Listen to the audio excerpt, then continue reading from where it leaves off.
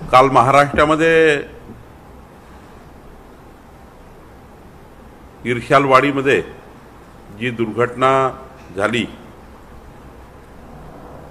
आणि 16च्या वर नागरिक मृत्युमुखी पडले। अजूनही बचाव कार्य सुरू आहे। संपूर्ण महाराष्ट्राला दुःख देणारी घटना आहे। भारतीय जनता पार्टी परिवार या संपूर्ण घटनेमध्ये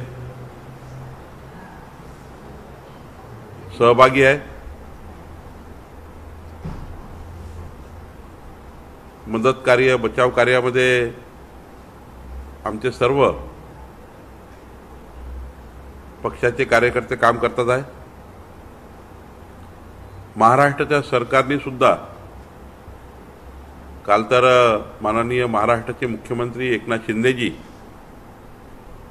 राज्याचे मंत्री गिरीश महाजनजी इर्शालवाडीमध्ये ज्या घटनास्थळी जाऊन आले। महाराष्ट्राचे उपमुख्यमंत्री देवेंद्र फडणवीसजींनी काल दिवसभर या घटनेच्या संदर्भाने आपलं सर्व कामकाज बाजूला सारून त्या ठिकाणी संपूर्ण मदत प्रशासनाची व्हावी याकरता काळजी घेतली। माननीय अजितदादांनी स्वतः त्या ठिकाणी वॉर रूममधनं मंत्रालयातनं प्रशासकीय संपूर्ण बाब ही नियंत्रणात आणली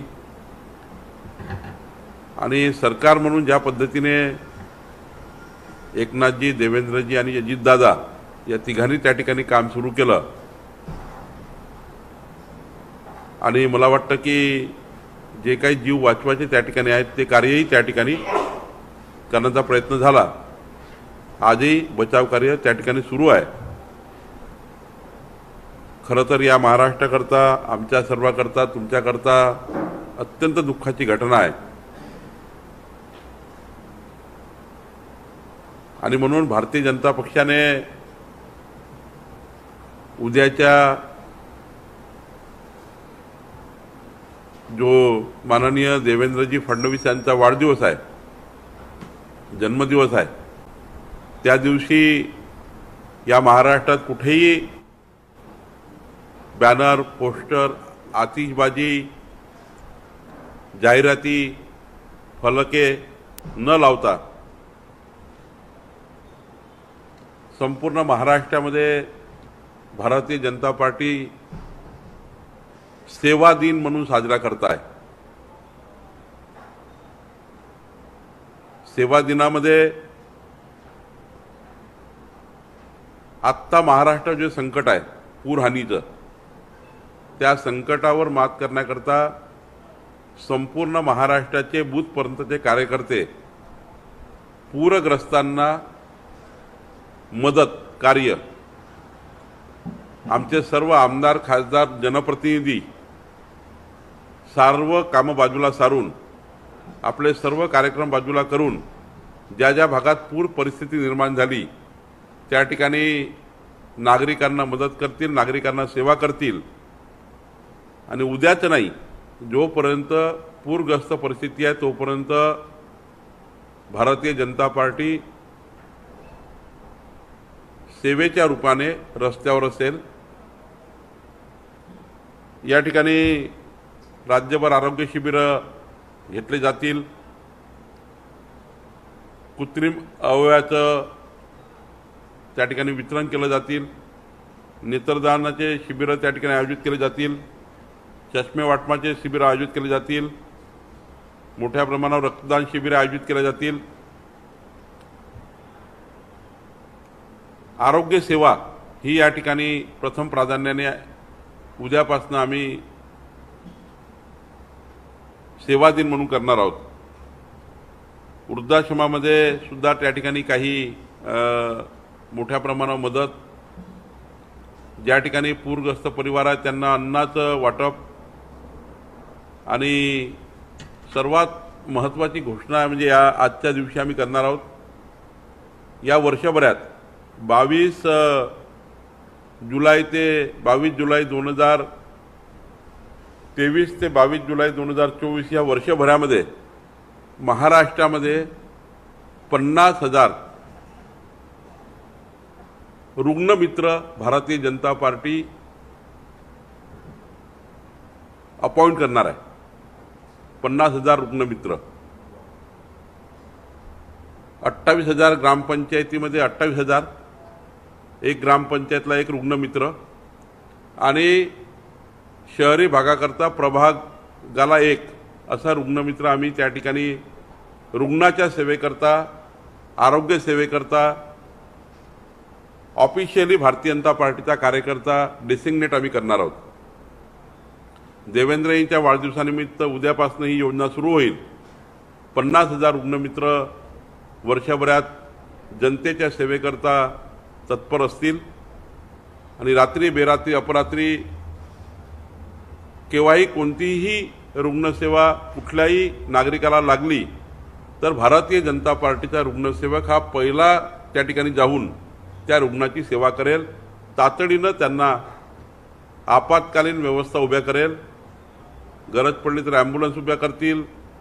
पण 50,000 रुग्णमित्र भारतीय जनता पार्टी ही वर्षभरामध्ये या राज्याच्या सेवेकरता आणणार आहे.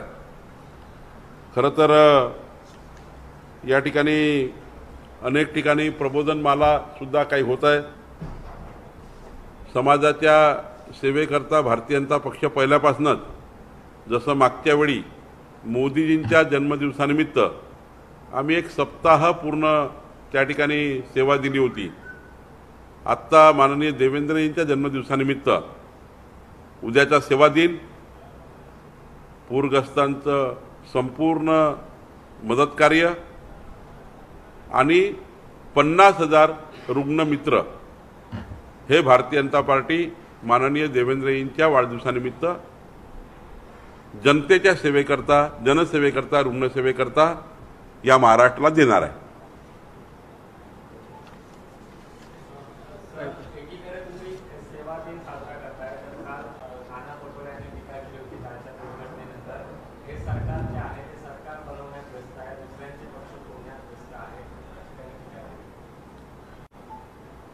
ज्यांच्या बुद्धीमध्ये दिवसभर राजकारण आहे त्यामुळे ते राजकारणाच्याच गोष्टी करणार. भारतीय जनता पार्टीचे संस्कार हे समाजाच्या शेवटच्या दीनदलित दुबळ्या व्यक्तींचं कल्याण करण्याचे आहे. समाजाचा शेवटचा व्यक्ती हाच अंत्योदय आहे आणि अंत्योदयाचा विचार हा जो पंडित दीनदयाल उपाध्यायांनी आम्हाला दिला आहे हा आमच्या पक्षाच्या कार्यकर्त्याच्या रक्तारक्तामध्ये गेलेला आहे. आमचा पक्षाचा कार्यकर्ता हा पंडित दीनदयाल उपाध्यायाच्या जीवनचरित्राच्या आधारावर, उपदेशावर काम करणारा कार्यकर्ता आहे. आणि आमचे लोकप्रतिनिधीसुद्धा जे निवडून आले आहेत ते याच भावनेने काम करणारे आहे. त्यामुळं ज्यांना राजकारण दिसतं त्यांना राजकारण लखलाप. पण भारतीय जनता पार्टी आज माननीय देवेंद्रजींच्या वाढदिवसानिमित्त 50,000 रुग्णमित्र या महाराष्ट्राला देण्याचा निर्णय करताय. आम्ही नागरिकांची, रुग्णाची सेवा करण्याकरता तत्पर आहोत. आणि आदिवासी भागात, मागासवर्गीय भागामध्ये ज्या ठिकाणी कुणीच पोहोचू शकत नाही अशा गडचिरोलीच्या नक्षलाईट भागामध्ये सुद्धा, मेळघाटच्या आदिवासी भागात, पालघरच्या शेवटच्या आदिवासी वस्तीमध्ये आणि कोकणाच्या डोंगर दऱ्यामध्ये बसलेल्या वस्त्यामध्ये भारतीय जनता पार्टी आपली रुग्णसेवा तयार करेल, रुग्णमित्र तयार करेल. आणि कुणाचाही जीव आरोग्याने जाणार नाही याकरता भाजपा आपले रुग्णमित्र त्या ठिकाणी सेवेमध्ये देणार आहेत.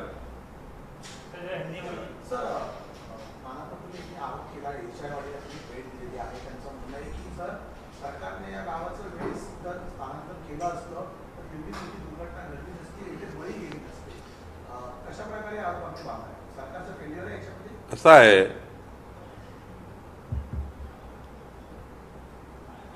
1 मे 1960 महाराष्ट्राची निर्मिती झाल्यानंतर एकूण सरकारच्या कार्यकाळामध्ये मोठा कार्यकाळ काँग्रेस पार्टीचा सरकारचा राहिला आहे. शेवटी दुर्घटना झाली हे कुणावर आरोप प्रत्यारोपाकरता नाही आहे. ती व्हायला नाही पाहिजे.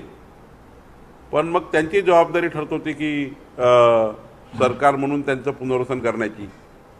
शेवटी आज आरोप प्रत्यारोपाचा दिवस नाही आहे, पण त्यांचेही सरकारं अनेक वर्ष या महाराष्ट्रामध्ये स्थापित होते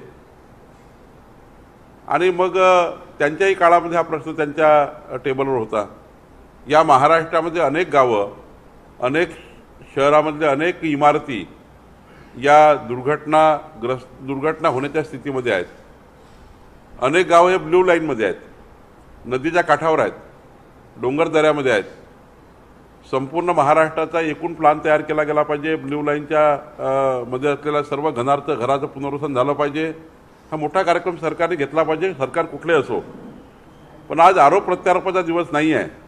नाना पटोलेजी, जरा तुम्ही सुद्धा महाराष्ट्राच्या सरकारमधले कितीतरी वेळा प्रतिनिधी होते किंवा तुमचे काँग्रेसचे लोक होते, तेव्हा तुम्हाला विचार करता आला असता. आज सरकार काय करत आहे महत्त्वाचं आहे. मुख्यमंत्री रस्त्यावर आहेत, मुख्यमंत्री घटनास्थळावर आहे, दोनही उपमुख्यमंत्री तत्परतेनं त्या ठिकाणी काम करत आहेत. आणि त्यामुळे घटना ही शेवटी दुर्घटना असतं. हे काही मानवनिर्मित नाही आहे, नैसर्गिक घटना आहे. त्याला किती तत्परतेनं आपण सरकार काम करेल, किती तत्परता सरकार दाखवेल याला अर्थ आहे. कालपासून ज्या पद्धतीने महाराष्ट्र सरकारने रोल त्या ठिकाणी दाखवला आहे तो वाखाणण्याजोगा आहे. याच्यापूर्वी सरकार होती, याच्यापूर्वी दुर्घटना झाल्या, पण मुख्यमंत्री 1.5 किलोमीटरचा 2 किलोमीटरचा डोंगर चढून घटनास्थळावर जातात. गिरीश महाजन पहाटे 2:30 वाजता त्या ठिकाणी पोहोचतात. देवेंद्रजी, अजितदादा त्या ठिकाणी तत्परतेने घटनेचं संपूर्ण गांभीर्य लक्षात घेऊन सर्व मदत त्या ठिकाणी पोहोचवतात. याला जास्त महत्त्व आहे. घटना दुर्घटना ही काहीच सांगता येत नाही केव्हा कोणाची होईल. त्यामुळे याच्यावर राजकारण नको. सर्व पक्ष मिळून, काँग्रेस पक्षाने त्या ठिकाणी इर्षादवाडीमध्ये त्या ठिकाणी जाऊन मोठ्या प्रमाणात मदत केली पाहिजे. अशा घटनांमध्ये राजकारण आणू नये. काँग्रेस असा देखील आरोप करते की गाडगिरी समितीचा जो अहवाल आहे तो अहवाल तयार आहे, केंद्र सरकार आणि राज्य सरकारकडे तो अहवाल दिलेला आहे, मात्र केंद्रालाही वेळ नाही आणि राज्यालाही वेळ नाही, असं त्यांनी आरोप केला. आता काँग्रेसच्या प्रत्येक गोष्टीवर काही मी उत्तर देणे अपेक्षित नाही. महाराष्ट्रामध्ये असे अनेक प्रश्न आहेत, त्यावर लक्ष टाकण्याची गरज आहे. आणि राहिला प्रश्न कुठल्या रिपोर्टचा, ही सरकार योग्य वेळी योग्य काम करतं.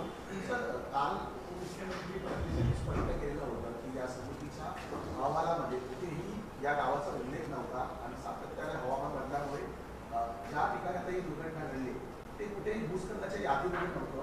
आणि त्यावर जेव्हा त्यांना प्रश्न विचारला त्यांचं म्हणणं होतं की आपण आता वेगवेगळ्या पूर्ण गावाचं सर्वेक्षण पुन्हा एकदा करत आहोत. तर ही बाब विधानसभेमध्ये उत्तर दिल्यानंतर बाहेर जाऊन वेगळे स्टेटमेंट करून काँग्रेस आत्ताच्या वेळेला दुर्घटनेचं राजकारण करते. काँग्रेस पार्टीचं आयुष्य आणि काँग्रेस पार्टीचा विचार आणि काँग्रेस पार्टीची स्थिती ही अशीच आहे. जनतेला कन्फ्यूज करून मताचं राजकारण करणे, जनतेला कन्व्हिन्स करून सेवा कार्य करून काँग्रेसने कधीच आपला पक्ष वाढवला नाही. काँग्रेसने स्वातंत्र्यानंतर अनेक वर्ष काल राजकारण केलं. काँग्रेस पार्टीने जनतेला कन्फ्यूज करूनच मतदान घेतलेलं आहे. कुठल्याही घटनेचं राजकारण करणे, कुठल्याही घटनेला त्या ठिकाणी त्यांची तत्परता दाखवतात. आता ज्याप्रमाणे इर्सालवाडीत झाला आहे, का काँग्रेस पार्टी त्या ठिकाणी जाऊ शकली नाही? त्यांनी सेवा कार्य करायला पाहिजे. घटना झाली आहे, ती घटना आता पुन्हा होणार नाही या महाराष्ट्रात याची काळजी सरकार घेईल, पण झाली आहे. त्या घटनेमध्ये सर्वपक्षीय लोकांनी एकत्र येऊन या घटनेमध्ये काय रुग्णांना मदत करता येईल, काय त्या ठिकाणी मृतदेह त्या ठिकाणी आहेत त्या ठिकाणी काय करता येईल. म्हणजे आज ज्या पद्धतीने राज्य सरकार किंवा आमचे पक्ष हे पूर्ण त्या ठिकाणी खाली उतरून या दुर्घटनेमध्ये झालेल्या जखमींना पूर्ण सहकार्य करताय. सहकार्याची भूमिका या घटनेमध्ये असली पाहिजे. या घटनेचं राजकारण नको. आणि काँग्रेस पार्टीचं हे नेहमीच संभ्रमाचं कन्फ्युजनचं राजकारण झालेलं आहे. त्यांचं राजकारण त्यांना लकलाव आहे.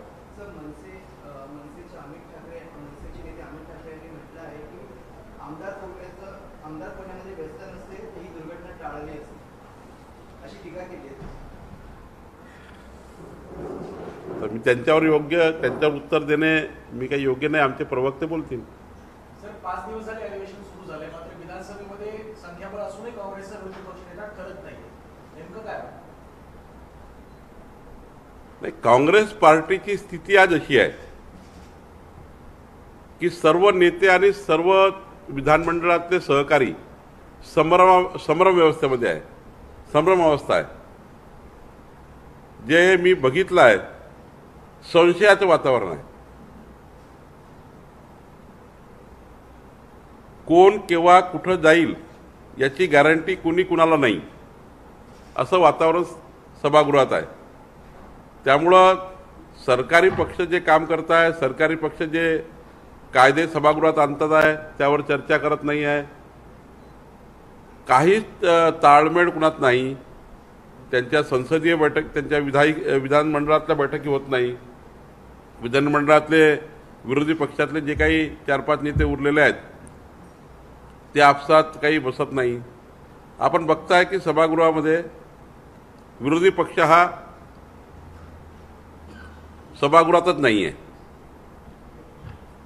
काय बोलावं, काय मांडावं, कारण इकडे 3-3 लोक, 3-3 मोठे नेते, मोठं व्हिजन असलेलं नेतृत्व एकनाथजी, देवेंद्रजी आणि अजितदादा समोर आहे सरकारी पक्षामध्ये. आणि विरोधी पक्षाचं नेतृत्व कोण करेल याची परिस्थिती वाईट आहे. त्यामुळं संशयाचं वातावरण आहे. कोण कुठे जाईल, कोण कुठे राहील पुढच्या वर्षी, आजपासून 1 वर्षात, तर त्या संशयाच्या वातावरणामध्ये विरोधी पक्ष हतबल झाला आहे. आणि संशय इतका बळावला आहे की ते बघत राहतात की उद्या कोणाचा पक्षप्रवेश होईल का भाजपमध्ये, किंवा तिकडे एकनाथ शिंदेकडे कोणी जाईल का, अजितदादा काही 4-5 नेतील का पुन्हा इकडले काढून. तर या भूमिकेत ते विरोधी पक्ष आहे. त्यामुळं मला वाटतं की पुढच्या नागपूरच्या अधिवेशनापर्यंत आणि पुढच्या जुलैच्या अधिवेशनापर्यंत राहिलेल्या 78 मधले किती तिकडे राहतील मला इथं शंका आहे. माझा डोळा खुणावर नाही आहे, पण ज्या पद्धतीने संशयाचं वातावरण विरोधी पक्षामध्ये आहे, सर्व गुपचूप बसलेले आहेत, कोणी कोणासोबत बोलायला तयार नाही आहे, पारिवारिक वातावरणही त्या ठिकाणी राहिलं नाही आहे, असंबंध स्थिती झालेली आहे. सरकार प्रचंड ताकदीने जनतेच्या सेवेकरता तत्पर झाला आहे. मोठ्या प्रमाणावर देवेंद्रजींनी जे बजेट मांडलं होतं 9 मार्च 2023ला, त्या बजेटची अंमलबजावणी सुरू झाली आहे. समाजाच्या शेवटच्या व्यक्तीच्या कल्याणाची भूमिका सुरू झाली आहे. आणि त्यामुळं आता विरोधी पक्षामध्ये शेवटी 2.5 वर्ष जे मधल्या काळात गेले, त्या 2.5 वर्षामध्ये जे झालं नाही ते या 2.5 वर्षामध्ये 5 वर्षाची योजना देवेंद्रजी, एकनाथजी आणि अजितदादांनी तयार केली आहे. आणि त्यामुळे मला वाटतं विरोधी पक्षामध्ये खूप लोक तुम्हाला इकडे आलेले दिसतील.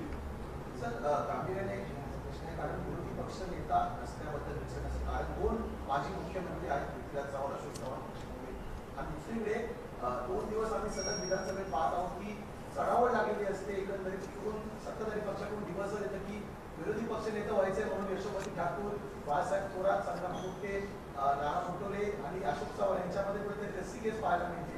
नेमकं काय कारण वाटतं? कारण सक्षमपणे जर तुम्ही सांगता की सरकार इथे सगळ्या गोष्टी मंजूर करून येत आहे, पण विरोधी पक्षनेता कमी पडत असेल तर कुठेतरी खेळीमेळीचं राजकारण होऊ शकत नाही अशा वेळी. कारण जर योग्य निर्णय व्हायचे तर दोन्ही बाजूंनी चर्चा होणं गरजेचं आहे. विरोधी पक्षनेता जर नसेल तर ही चर्चा कशी होईल? संशयाच्या वातावरणामध्ये विरोधी पक्षनेता ठरूच शकत नाही. कुणावर कुणाचा विश्वास राहिला नाही. आणि जेव्हा विश्वासाचं वातावरण होत नाही तोपर्यंत विरोधी पक्ष ठरेल का मला वाटत नाही.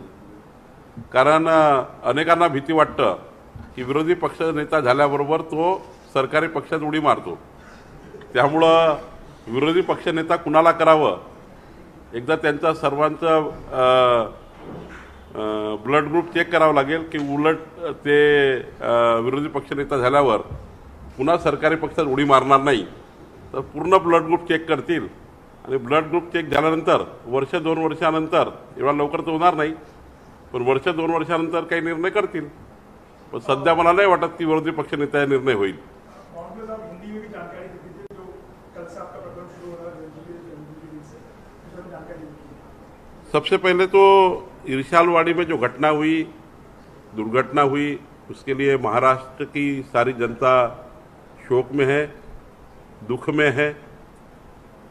माननीय एकनाथ जी, हमारे गिरीश महाजन जी, दोनों नेता, हमारे मुख्यमंत्री और मंत्री, सरकार पूरी इरशालवाड़ी की घटना में घटनास्थल पर गई थी.